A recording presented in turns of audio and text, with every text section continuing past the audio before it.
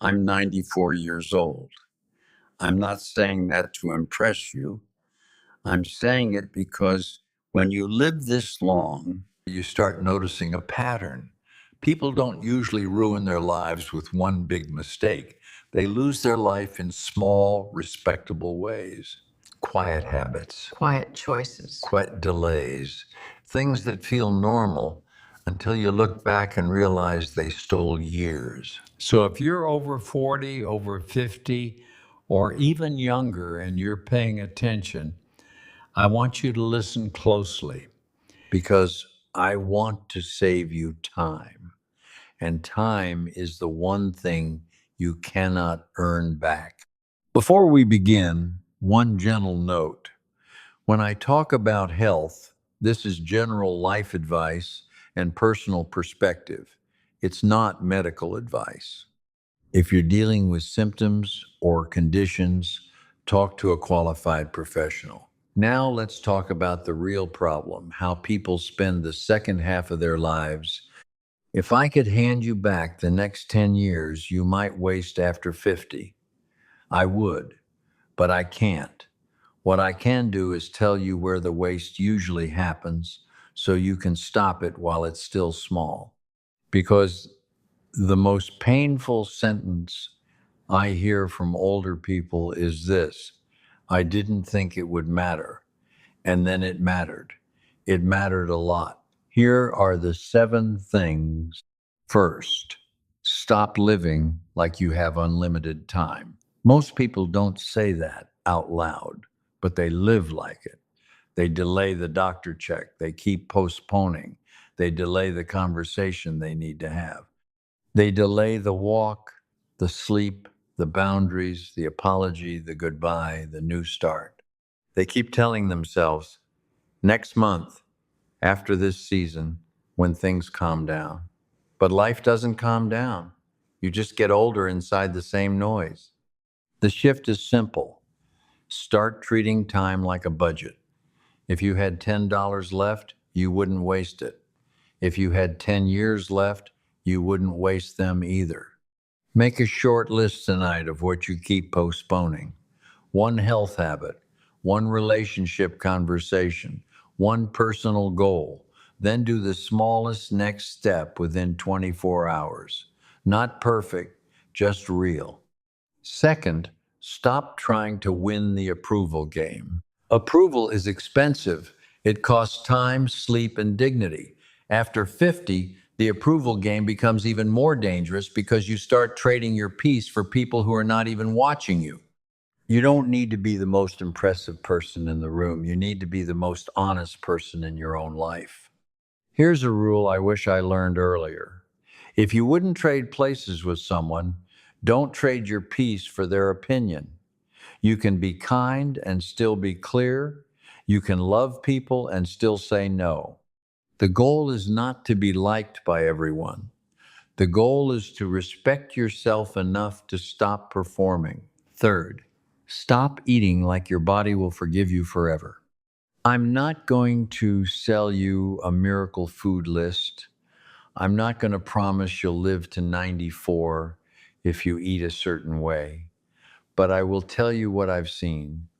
The body keeps score, not in one day, over years.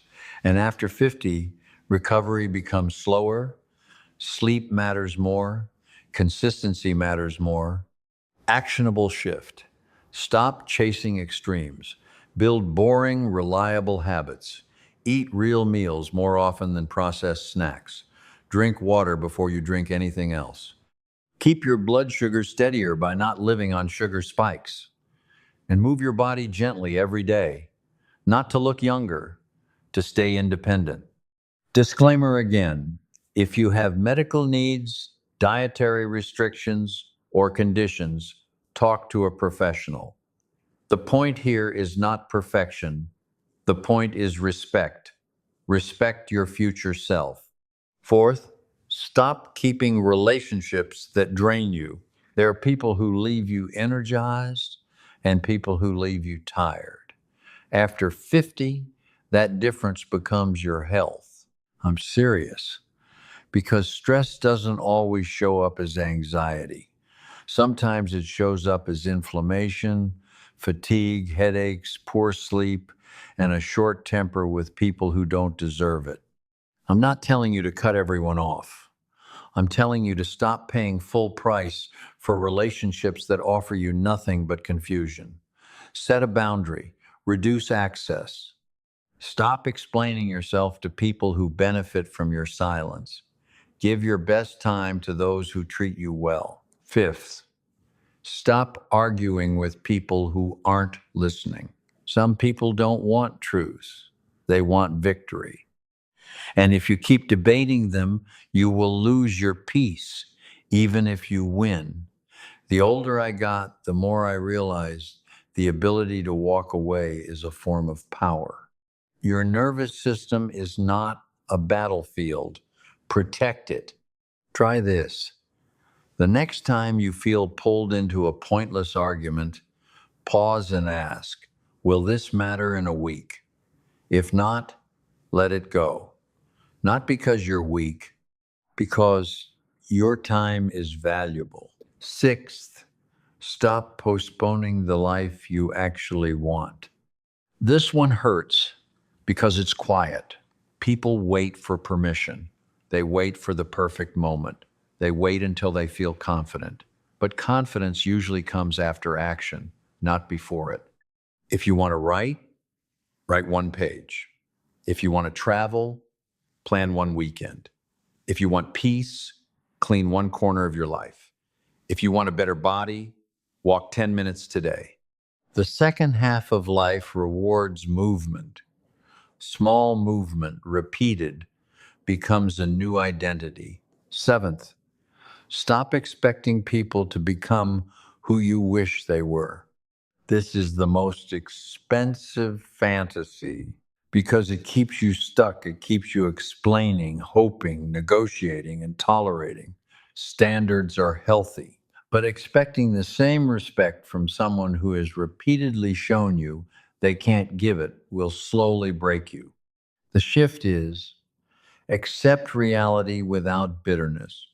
See people as they are, not as you hope they will become. Then decide what you will do with that reality. Stay with clear boundaries or step back with clarity. That's where peace begins. Now, I want to pull this together with a few practical takeaways you can apply immediately because wisdom that stays in your head doesn't change your life. Here are 9 actionable takeaways for aging well calmly, realistically. 1. Make time visible. Write down your top 3 priorities for the next 90 days. If your calendar doesn't match them, adjust the calendar. 2. Protect sleep like it's medicine. Keep a consistent bedtime, reduce late scrolling, and treat rest as a decision, not an accident. 3. Walk daily, even slowly. 10 minutes is a win. Consistency is more important than intensity. 4. Choose one health anchor habit. Water in the morning, a protein first breakfast, or a daily vegetable. Keep it simple and repeatable. 5. Reduce one stress source this week. One draining person, one obligation, or one argument habit. 6. Have one honest conversation you've been avoiding. Short, calm, and respectful. 7. Stop spending time to prove things. Spend time to build peace. 8.